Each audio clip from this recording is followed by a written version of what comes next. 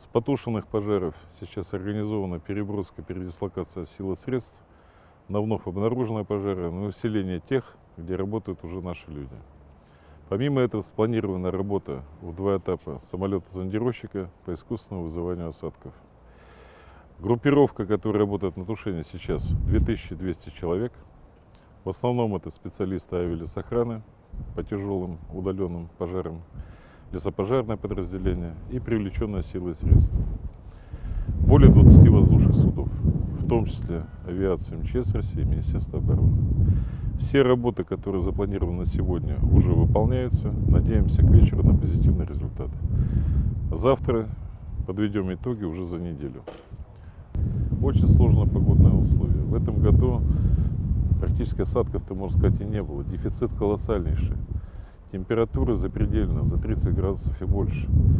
И это дождей пока и не предвидится в принципе.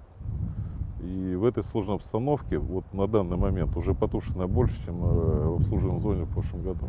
Это колоссальный труд, титанический труд. Федеральный центр в стороне тоже не остается.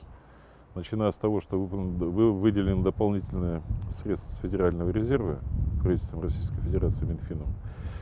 Группировку нарастили. Практически более 800 человек дополнительных сил авиалесохраны прибыло сюда в помощь Якутии.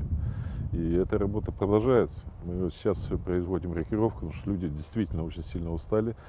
Часть людей выводим, вводим новых, которые еще у нас в резерве имеются и так далее. Если смотреть пожары лесные, которые возникали там до начала июня месяца, причина возникновения была одна – человеческий фактор. Сейчас есть высокая грозовая активность. Вот, что такое грозовая активность? Да, вот раньше как было? Сначала молния, гром, потом ливневые осадки. Сейчас все то же самое, то осадков нет. Поэтому идет воспламенение и подветровую нагрузку распространения. Я очень хотел бы еще раз попросить жителей, гостей Якутии, пожалуйста, соблюдайте требования пожарной безопасности. Не надо отжигаться, не надо преследовать какие-то интересы. Я знаю, что там трава лучше растет и так далее. Но ведь поджечь очень легко, потушить тяжело. Громадная территория, очень слабая дорожная сеть, плотность населения минимальна. Ну, в Якутии там под 1 миллион жителей.